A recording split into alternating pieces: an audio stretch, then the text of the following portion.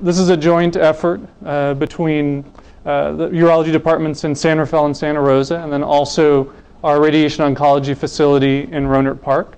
The other doctors here today, so Dr. Michael Schulman's in the back. He's a urologist from Santa Rosa. And then have Dr. Jay Balani here. He's a urologist from Kaiser San Rafael. I'll just ask you for one thing today. We'll be, since we're videotaping this, rather than taking questions as we go along, I'll just ask that you hold your questions, and at the end of each section, we'll stop. We'll be trading the microphone anyway, and then we'll be able to answer questions. And then we'll also be here after the class to answer questions as well. So if you have a question on a particular slide, just hang on for a moment, and we'll make sure to answer those questions kind of at set points today. The goals for the class today are twofold. The main one is helping you learn about prostate cancer. We want to help you learn how to read your pathology report. You should have some of that information from registering upstairs. The urologist who's sending you here will have copied some of that information into that sheet. And it'll give you an idea about how aggressive or how risky your prostate cancer is, which will have some implications about treatment options. And that's the second part of our talk today. We'll help you learn about different prostate cancer treatments, what the benefits are and specifics are of each type of treatment, and then we'll also go over side effects of each treatment as well. A couple things that we mentioned is we're just really here to try to help educate you today. If you don't feel like you know exactly what you need to do, or what kind of treatment, if any, you're going to choose, that's okay. We're really just trying to get the ball started in terms of figuring out who you need to talk to next. And then one thing is that feel free to ask questions. Again, I mentioned saving them for the end of sections when we start taking questions. But we ask that you don't disclose any of your personal medical information about other medical conditions or anything specific to your prostate cancer. In this forum, we just don't want you to feel like you have to divulge that in front of other people. If you think there's something specific about your case that has some implication in terms of what type of treatment you should choose, that's best to be asked after the class in a one-on-one setting with one of the doctors here. Some basics about prostate cancer. Very common disease. It's the second most common cancer in men behind skin cancers. Over 200,000 cases of prostate cancer will be diagnosed this year. Another way of saying that is every 5 years, more than 1 million men are diagnosed with prostate cancer. In each individual year, again, I said about 200,000 plus people are diagnosed. Eventually, 30,000 of that 200,000 plus men will die of prostate cancer. Another way of saying that, another statistical way of saying that is that, for men that live to an older age, about 1 in 5 men will be diagnosed with prostate cancer, but only about of that 1 in 5, 1 in 7 will die of prostate cancer. So most people die with prostate cancer or with a history of prostate cancer, but they don't die of prostate cancer. The American Cancer Society came out with a couple mission statements last year or the year before, one of which was, for men with cancer that has not spread beyond the prostate, the 5-year survival rate is 100%, whether or not they are treated. Furthermore, 10-year survival is nearly the same as in men without prostate cancer. Early diagnosis and treatment of prostate cancer will help some men to live longer. So for the majority of men, prostate cancer is a slow-growing process, but there are things that can indicate to us that a cancer is more aggressive. We'll go over those today. Anatomically, what is the prostate? So it's a gland. It sits in between the rectum and the bladder, produces the majority of the seminal fluid, and it uses testosterone, or I should say testosterone kind of activates and makes the prostate grow. In regards to prostate cancer, how do we evaluate prostate cancer? How do we say how risky prostate cancer is? There's several things. There's the cancer stage or the exam with the finger. There's the blood test or the PSA. There's the biopsy results or the Gleason score. And sometimes we use imaging. We'll talk about when we get imaging tests on patients. In regards to staging, this is a pictorial of a doctor doing a digital rectal exam, so fingers in the rectum. And you can see the doctor is feeling the back of the prostate. So here's the rectum, finger in the rectum. Here's the bladder. And the urethra goes through the prostate. So the doctor is able to feel the back of the prostate. So it's not the most sensitive exam. You're only able to feel the back of the prostate. When we talk about prostate cancer staging, meaning what you can feel on the finger, the most common stage is what we call a T1C. That basically means that on a digital rectal exam, on a finger exam, you can't feel anything on the prostate. The only reason that you did a biopsy was because the PSA was elevated, and the biopsy showed cancer. So this diagram is just trying to show a cancer in the middle of the prostate that can't be felt with the finger. Again, the most common stage. A T2 cancer is a cancer that can be felt with the finger. So this is approaching the edge of the prostate, something that could be felt. There's different subgroups of T2 cancers, whether they're small or large, whether they're on one side or both sides of the prostate. But take-home message is that a T2 tumor you can feel with the finger, and it's just on the prostate.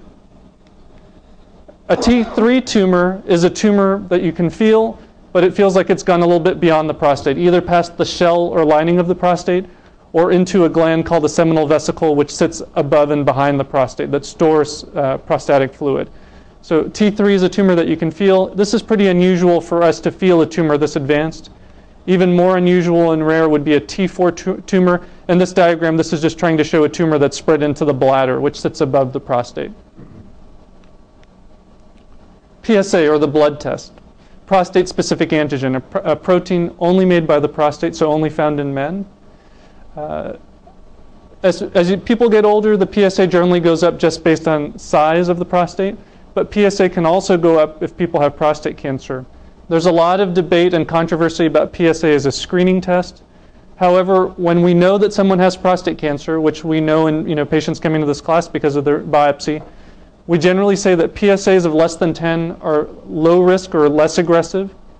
PSAs between 10 and 20 are intermediate or middle risk, and 20 and above are high risk. And PSAs before any type of treatment are very useful to us because if they're high, if they're over 20, it tells us that there's more of a chance that the prostate cancer may have spread, and we may order tests like bone scans or CAT scans, basically imaging tests, just to make sure there's not any spread of the cancer. As much as controversy as there is about PSA as a screening test, it's an excellent test after treatment, so after surgery, after radiation, to see if the prostate cancer is under control. We also look at what the cancer looks like under the microscope, the biopsy results. And Gleason was a pathologist who looked at prostate tissue under the microscope and tried to give an idea about how aggressive the cancer was. The scoring system that he came up with was a scoring system from 1 to 5, where 1 was the least aggressive and 5 was the most aggressive. In kind of practical use nowadays, no pathologist scores a cancer less than a 3. So although this scoring system is from 1 to 5, it's essentially from 3 to 5.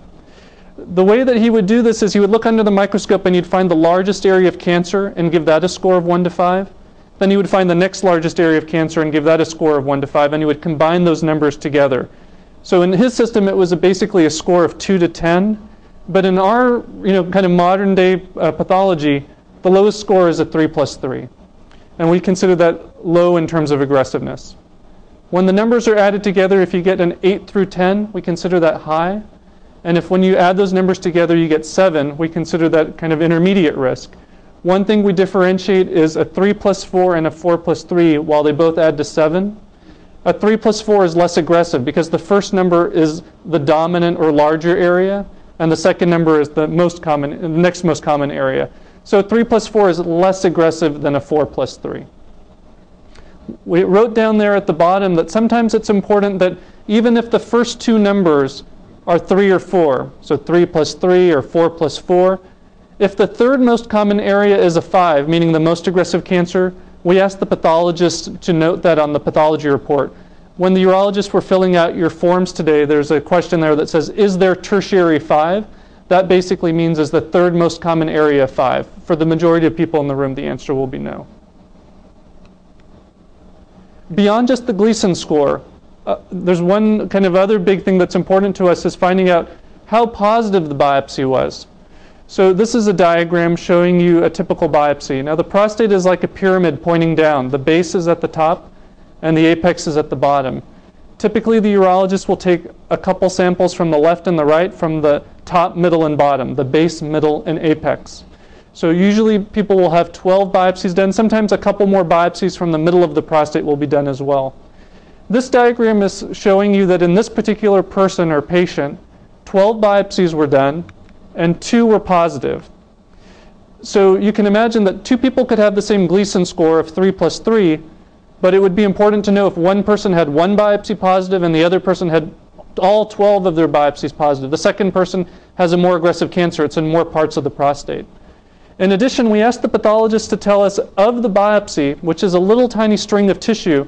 We asked them to measure the length of the biopsy, and then we also asked them to tell us how much cancer there is in each biopsy specimen. So again, as I was saying a second ago, two people having the same PSA and Gleason could be very different. One person could have 1 millimeter of cancer in one core. One person could have the same Gleason and PSA, but their whole prostate, all the samples could be positive, and each one of those cores could be filled with cancer. Those are two very different patients. I mentioned a few slides ago about using imaging. So the two most common imaging tests that we use are bone scans and CAT scans. Bone scans are used to look at for any possible spread to the bones. CAT scans are used to look for any spread of the cancer to lymph nodes.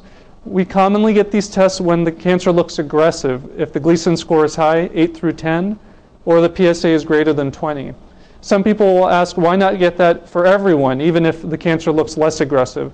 The main reason is if the cancer isn't aggressive by PSA or Gleason, the chance of those tests being positive is extremely low, and there's much more harm in terms of the contrast for the scans and the radiation from the scans than the chance of finding something. But again, when the cancer looks aggressive, we routinely get these tests. As you research prostate cancer and maybe using the internet or talking to friends, you'll hear about some investigational imaging that's kind of being researched right now, including PET scans and MRIs. What I would tell you is that, not too many years ago, even CAT scans and bone scans were somewhat experimental, and now they're very much standard of care. So with further research, some of these tests that we have listed here may become standard of care in the future. Right now, they're being investigated at research universities for the most part. Kind of tying all this information together, the digital rectal exam, the blood test, the PSA, and the biopsy results, the Gleason score, we try to put people into different risk groups to figure out how aggressive the cancer is and what kind of treatments are appropriate. When we talk about risk, we're talking about what's the chance of the cancer already having spread, what's the chance of the cancer coming back despite treatment, and what's the chance of someone dying eventually from prostate cancer. Low-risk prostate cancer. It's important that you note that the words "and" are in bold. All three criteria need to be fulfilled for a patient to be considered low risk. The PSA needs to be less than 10. The Gleason score has to be 6 or less. And 6, again, is essentially the lowest number. And the disease has to be stage T2A or less. So that basically means a small bump on one side of the prostate, or you're not able to feel anything on the digital exam. Intermediate risk prostate cancer, the words "or" are in bold. So any one of these three things will make you intermediate risk. If your PSA is between 10 and 20, if your Gleason score is 7, or if you have stage T2B disease. Again, that's something that you can feel with the finger, also on one half of the prostate, but kind of a little bit bigger, taking up more than one half of one side of the prostate. And finally, high-risk prostate cancer. Again, the words "or" are bolded. Any one of these three things would make you high risk. If the PSA is over 20, if your Gleason score is 8 through 10, or if you're stage T2C or higher. That basically means that you can feel something on digital rectal exam on both sides of the prostate. When we talk about treatment options by risk group, you'll notice that when we move from low risk to intermediate risk and intermediate risk to high risk, treatment options drop off the table. The lower the risk, the more options there are. For low risk disease, there's many options. There's surgery, which Dr. Belani will talk about, radical prostatectomy. There's putting radioactive seeds in the prostate or brachytherapy. There's external radiation. There's active surveillance, which Dr. Shulman will talk to you about, basically watching the cancer until it shows signs of becoming more aggressive. That's only applicable for people with low-risk disease. There's something called watchful waiting, which we'll talk about at the end of the class. And we'll also talk about some newer and more experimental options like ultrasound treatment and freezing the prostate, cryotherapy. When we move to intermediate risk disease, you'll notice that active surveillance dropped off the list. Otherwise, there's really not much change. The same treatment options are there. With external radiation, we sometimes add anti-hormonal therapy. I'll talk about that. When we move to high-risk disease, you'll notice that brachytherapy or putting seeds in the prostate has dropped out. And at the bottom, we have a term called multimodal therapy. That just means sometimes we combine treatments like surgery and radiation. for high-risk disease.